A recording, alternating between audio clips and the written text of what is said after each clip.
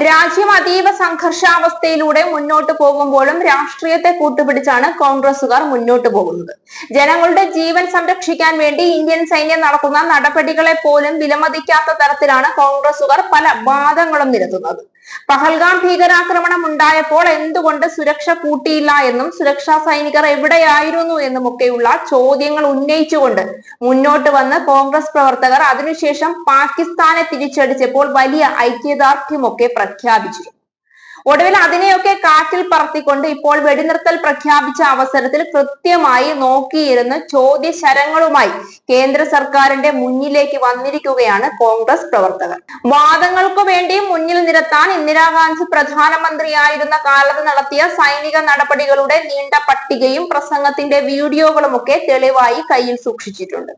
ആ കാലത്തിനേക്കാളും എത്ര ദൂരെയാണ് 2025 എന്നതും ഓരോ രാജ്യങ്ങളും സൈനികപരമായും സാമ്പത്തികപരമായും എത്ര ഉയരങ്ങളിലേക്ക് എത്തി എന്നതും ചിന്തിക്കാതെയുള്ള സംസാരം കോൺഗ്രസിന് തിരിച്ചടിയാവുകയാണ്.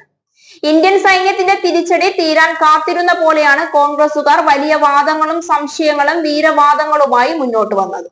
ഇന്ത്യ പാക് വെടിനിർത്തലിൽ അമേരിക്കൻ മധ്യസ്ഥതയെക്കുറിച്ച് സുപ്രധാന ചോദ്യങ്ങൾ ഉയർത്തിയാണ് കോൺഗ്രസ് ഇപ്പോൾ മുന്നോട്ട് വരുന്നത്. ചോദ്യങ്ങൾക്കെല്ലാം പ്രധാനമന്ത്രി നരേന്ദ്രമോദി ഉത്തരം നൽകാൻ ബാധ്യസ്ഥനാണ് എന്നും കോൺഗ്രസുകാർ വാദിക്കുന്നുണ്ട്. പ്രത്യേക പാർലമെന്റ് സമ്മേളനം വിളിച്ച് ചർച്ച നടത്തണമെന്ന് ജയറാം രമേശ് ആവശ്യപ്പെട്ടു. ഷിംല കരാർ ഉപേക്ഷിച്ചോ? മൂന്നാം കക്ഷി മധ്യസ്ഥതയ്ക്കുള്ള വാതിലുകൾ തുറന്നിട്ടിട്ടുണ്ടോ? മൂന്നാം സ്ഥലത്ത് ചർച്ച നടത്താമെന്ന US സ്റ്റേറ്റ് സെക്രട്ടറി മാർക്കോ റൂബിയോയുടെ പരാമർശം എന്താണ് ഉദ്ദേശിക്കുന്നത്? പ്രശ്ന പരിഹാരത്തിന് നയതന്ത്ര മാർഗങ്ങൾ തേടുന്നുണ്ടോ? തുടങ്ങിയ ചോദ്യങ്ങളാണ് എക്സിലൂടെ ജയറാം രമേശ് പങ്കുവച്ചത്. 1971 ഇന്ദിരാഗാന്ധി കാണിച്ച അസാധാരണ ധീരതയും ദൃഢനിശ്ചയവും കോൺഗ്രസ് ആവർത്തിച്ചു. കോൺഗ്രസുകാരുടെ ഈ പരാമർശത്തിന് ശക്തമായി എതിർത്തുകൊണ്ട് ശശി തരൂർ MP തന്നെ രംഗത്ത് വന്നതും വലിയ വിവാദമാവുകയാണ്. അത് കോൺഗ്രസ് നേതൃത്വത്തിന് ആകെപ്പാടെ പ്രതിസന്ധിയിലാക്കിയിട്ടുണ്ട്. യുദ്ധസമാനാവസ്ഥയിൽ നിന്ന് ശരിയായ യുദ്ധത്തിലേക്ക് പോകണമായിരുന്നു മോദി സർക്കാർ എന്ന തരത്തിലുള്ള ആരോപണങ്ങളാണ് കോൺഗ്രസ് നേതൃത്വം ഇപ്പോൾ പറയുന്നത്. ഒരു യുദ്ധം കൊണ്ടുണ്ടാകുന്ന നാശനഷ്ടങ്ങളോ ഇല്ലാതായി തീരുന്ന ജീവനുകളോ രാജ്യം നേരിടാൻ പോകുന്ന അസ്ഥിരാവസ്ഥയോ സാമ്പത്തിക നഷ്ടങ്ങളോ ഭക്ഷ്യക്ഷാമമോ ഒന്നും കോൺഗ്രസുകാർക്ക് ബാധകമല്ല.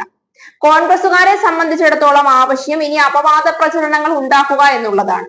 ഒരു രാഷ്ട്രീയ പാർട്ടിക്കും വോട്ട് പിടിക്കാൻ ഉള്ള തന്ത്രമായി പഹൽഗാം ഭീകരാക്രമണവും തിരിച്ചടിയും മാറരുത്.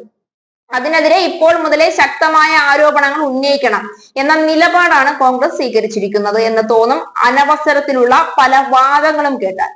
രാജ്യം നേരിടുന്ന അതിതീവ്ര ദുരന്തങ്ങൾ ഉണ്ടാകുമ്പോൾ ഒന്നിച്ചു നിൽക്കേണ്ട സാഹചര്യമാണ് സൃഷ്ടിക്കേണ്ടത്. അതിനെ രാഷ്ട്രീയ ആയുധമായി കാണുന്നത് ഇനി ഏത് പ്രസ്ഥാനമാണെങ്കിലും ശരിയായ നടപടി അല്ല എന്ന് പറയാതെ വയ്യ.